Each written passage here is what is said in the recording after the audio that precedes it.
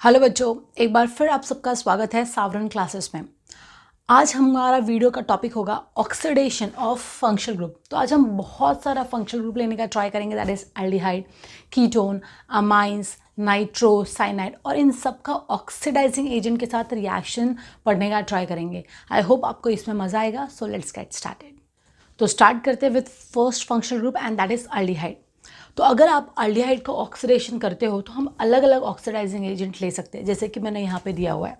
Okay, अब देखिए first one, अगर आपके पास एरोमेटिक एल्डिहाइड है, लेट्स से यहाँ पे बेंजीन है, नैफ्थलीन है, ठीक है, तो वो केस में अगर आप अल्कलाइन KMnO4 लेते हो, that is potassium permanganate alkaline medium में लेते हो, तो आपको क्या मिलेगा? आपको मिल जाएगा carboxylic acid from aldehyde. Okay, आपका जो एल्डिहाइड है ये बहुत रिएक्टिव ग्रुप होता है, इसीलिए माइल्ड कंडीशन चेंज में भी इसका ऑक्सीडेशन हो सकता है। ठीक है, बस आपको याद रखना है कि आप जो स्टार्टिंग मटेरियल ले रहे हो उसका अलग अलग टाइप हो सकता है। जैसे फर्स्ट वन हमने लिया था एरोमेटिक एल्डिहाइड, तो अल्कलाइन KMnO4 में वो हमको दे रहा है लाइक अगर बेंजीन होता है यहाँ पे, लाइक बेंजाल्डिहाइड होता है लेट्स से, तो आपको मिल जाता था benzoic acid. Okay, similarly have a look at this one, आपको दिख रहा है कि ये सैचुरेटेड हाइड्रोकार्बन वाला एल्डिहाइड है। ठीक है, सो अब ये एल्डिहाइड अगर आपने एसिडिक KMnO4 में लिया तब जाके इसका ऑक्सीडेशन होगा, बिकॉज ये कंपेरेटिवली थोड़ा नॉन रिएक्टिव होता है। ठीक है, तो ये आपको क्या दे देगा? Again it will give you aldehyde to carboxylic acid, लेकिन हमको ये कौन से मीडियम में मिल रहा है? एसिडिक मीडियम में मिल रहा है। ठीक है, नेक्स्ट हमने वापस से बेंजाल्डिहाइड लिया है। अब बेंजाल्डिहाइड आप रूम टेम्परेचर पे ऐसे भी बॉटल ओपन करके रख दोगे तो आपका जो बेंजाल्डिहाइड का लिक्विड होता है, ठीक है, अगर आप कुछ दिनों के बाद आके देखोगे तो वो एकदम अच्छा सा ट्रांसपेरेंट सॉलिड हो गया होगा और बहुत अच्छा क्रिस्टल्स आपको मिल जाएगा। अब सॉलिड सेम कंपाउंड तो नहीं हो सकता, स्टेट चेंज हो गया है, तो कुछ तो हुआ होगा। तो क्या होता है, जो एयर है उसके साथ आपका बेंजाल्डिहाइड रिएक्ट करके बेंजोइक एसिड में कन्वर्ट हो जाता है, और वो जो आपको व्हाइट कलर का सॉलिड दिख रहा है या ट्रांसपेरेंट कलर का सॉलिड के अच्छे से क्रिस्टल्स दिख रहे हैं, वो क्या है? आपका बेंजोइक एसिड है।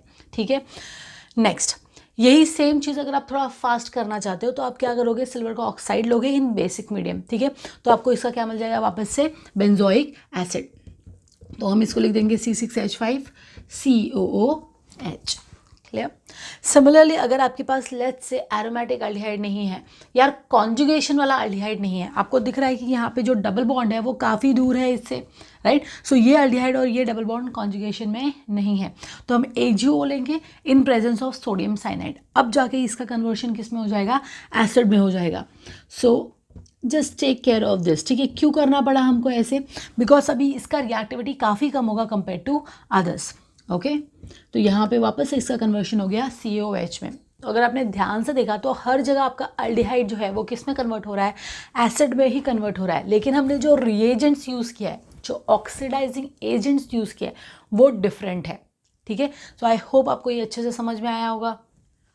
ओके बच्चों, तो अब हम देख रहे हैं ऑक्सीडेशन ऑफ कीटोन्स। अब ऑक्सीडेशन ऑफ कीटोन में अब नॉर्मल ऑक्सीडेशन जो है अल्कलाइन KMnO4 वाला, एसिडिक KMnO4 वाला, ये आपने बहुत बार देखा होगा। कुछ नया सीखते हैं, ठीक है, थोड़ा एंट्रेंस लेवल का सीखते हैं।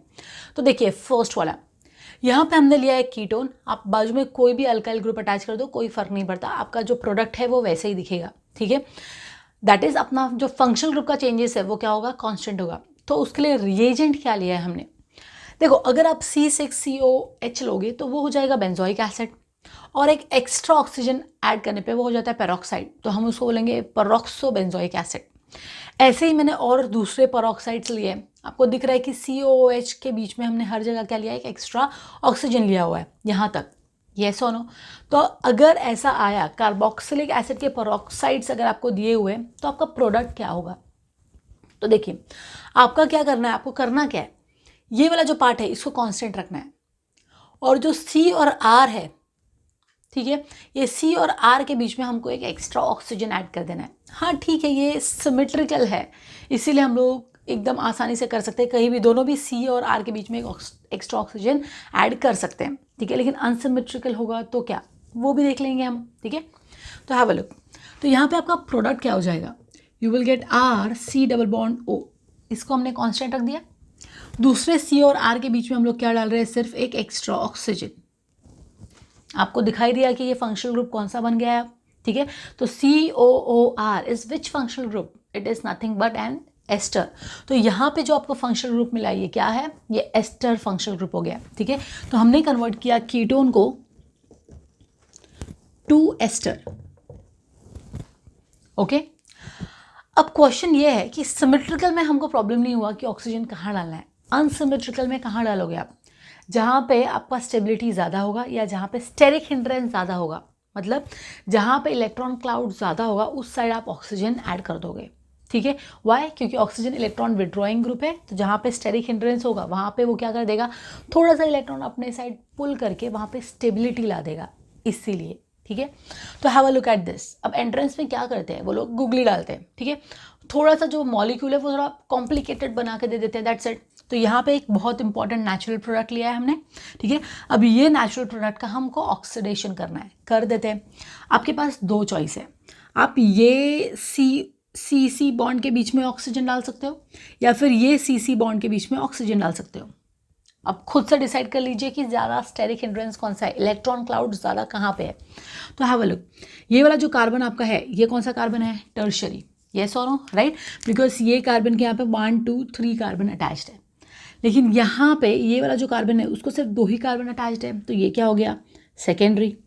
अब आप जानते हो कि सेकेंडरी और टर्शरी में ज़्यादा स्टेरिक हिंड्रेंस कौन सा है, ठीक है, टर्शरी वाले में ज़्यादा स्टेरिक हिंड्रेंस है, येस और नो, तो वो आपका मेजर प्रोडक्ट होगा। बनता दोनों है लेकिन मेजर प्रोडक्ट कौन सा होता है, मेजर प्रोडक्ट जहाँ पे स्टेरिक हिंड्रेंस ज़्यादा होगा। बना देते हैं, ठीक है। तो आपको अब मिलेगा क्या, सॉरी, पहले ऑक्सीजन ही ऐड कर लेंगे हम लोग, ठीक है। तो आपको क्या मिलेगा, ये डबल बॉन्ड O था, ठीक है, हमने ऑक्सीजन ऐड कर दिया, रिंग का एक्सपेंशन हो जाएगा, ये 6 मेंबर रिंग आपको दिख रहा है, अब क्या मिलेगा आपको, 7 मेंबर रिंग, तो वो बना लेते हैं, ठीक है। तो अब ये 7 मेंबर रिंग हो गया आपका, ठीक है। अपार्ट फ्रॉम दैट ऑक्सीजन डालने के बाद उसके बाद बगल वाले कार्बन पे हमको क्या डालना है, मिथाइल ग्रुप अटैच करना है, कर देते हैं, ठीक है। नेक्स्ट ये कार्बोनाइल के बाद अगर आपने ध्यान से देखा एक कार्बन छोड़ के हमको ये वाला प्रोपाइल ग्रुप अटैच करना है, कर देते हैं। तो ये छोड़ के यहाँ पे अपने को क्या करना है, प्रोपाइल अटैच करना है, ठीक है। अब नेक्स्ट देख लीजिए, इसके बाद 2 कार्बन फ्री होना चाहिए इन दोनों के बीच में, ठीक है। देख लो इन दोनों के बीच में 2 कार्बन अपने पास फ्री है, यस और नो। तो ये जो आपको मिलेगा ये क्या होगा, आपका मेजर प्रोडक्ट, ये आपका एस्टर ही है, ध्यान से देखो, C double bond OR ester ही बना है, लेकिन यहाँ पे ये वाला एस्टर आपका क्या होगा, मेजर। जबकि अगर आपने ऑक्सीजन इन दोनों के बीच में डाला तो वो क्या होगा आपका माइनर, बनेगा वो भी लेकिन वो क्या होगा आपका माइनर, ठीक है। तो एंट्रेंस में ऐसा थोड़ा सा ट्विस्ट डाल के वो लोग क्या कर देते हैं, हमको क्वेश्चंस देते हैं। चलिए बच्चों, तो और एक जेई एडवांस टाइप का क्वेश्चन हम लोग ले लेते हैं, ठीक है, और रिएजेंट भी हमने वैसे ही लिया है। तो यहाँ पे अब हम कीटोन ही ले रहे हैं, लेकिन आपको ध्यान से देखना है, यहाँ पे 2 कीटोन है इसलिए हम इसको बोलते हैं डाइकीटोन, ठीक है। और ये दोनों बगल बगल में है इसीलिए हम इनको बोलते हैं 1 2 डाइकीटोन, ठीक है। अगर एक कार्बन का गैप होता और 1 और 3 पे C डबल बॉन्ड होता तो हम बोलते हैं 1 3 डाइकीटोन, ठीक है। तो फिलहाल के लिए हमने लिया है 1 2 डाइकीटोन, रिएजेंट हमने लिया है पर iodic acid that is HiO4। अब ये केस में आपको देखना क्या है, ध्यान से देखिए, यहाँ पे जो आपको डाइकीटोन लिया है हमने वो सिमेट्रिकल लिया है, क्योंकि अगर आप 2 हाफ करोगे तो इस पार्ट में और इस पार्ट में सेम ग्रुप आपको दिखाई देगा। लेकिन यहाँ पे जो डाइकीटोन है ये क्या है, अनसिमेट्रिकल है, राइट। तो अब इनका कन्वर्शन कैसे होगा वो देख लेते हैं ध्यान से। फर्स्ट वन, अब 2 टुकड़ा कर दो, ठीक है। तो 2 टुकड़ा आपको कैसे दिखेगा, आपको मिलेगा RC डबल बॉन्ड O, दोनों टुकड़े सेम दिखेंगे इसलिए हम लोग यहाँ पे लिख देंगे 2, ठीक है। अब पर आयोडिक एसिड आपको OH देगा, सीधा ऑक्सीडेशन ही करता है, ये एक्चुअली मैकेनिज्म थोड़ा अलग होगा, बट फिलहाल के लिए हम सिर्फ OH अटैच कर देंगे क्योंकि हमको प्रोडक्ट में इंटरेस्ट है, ठीक है। तो ये जो टुकड़ा है इसके आगे आप ऑक्सीडेशन करने के टाइम पे क्या कर दोगे, OH अटैच कर दोगे, तो आपको क्या मिल गया, एक ही टाइप का कार्बोक्सिलिक एसिड। लेकिन अगर यही डाइकीटोन आपका अनसिमेट्रिकल होता तो आपको 2 अलग टुकड़े मिलते, राइट। तो अगर आप इसका पार्टीशन करोगे तो अब देखो ये पार्ट और वो पार्ट आपका अलग दिखेगा, क्यों, क्योंकि दोनों में आपने अल्काइल ग्रुप अटैच अलग किया हुआ है। तो दोनों टुकड़े को पहले सेपरेट आप लिख लो, तो क्या मिलेगा आपको, एक मिलेगा RC double bond O, right, and दूसरा क्या मिलेगा आपको, RC डबल बॉन्ड O, लेकिन ये R क्या है, R डैश, मतलब कोई और हो सकता है, ये मिथाइल है तो ये इथाइल है या कुछ भी। अब यहाँ पे भी OH अटैच कर दो और यहाँ पे भी OH अटैच कर दो, तो ये हो गए आपके 2 प्रोडक्ट। कोई दिक्कत है यहाँ पे, right? Isn't it very simple? ठीक है, तो एंट्रेंस एग्जाम में ऐसे सब टाइप के क्वेश्चंस आ सकते हैं। ऑक्सीडेशन रिएक्शन के बारे में और जानने के लिए जुड़े रहिए सावरन क्लासेस के। तो see you soon in the next class. Thank you.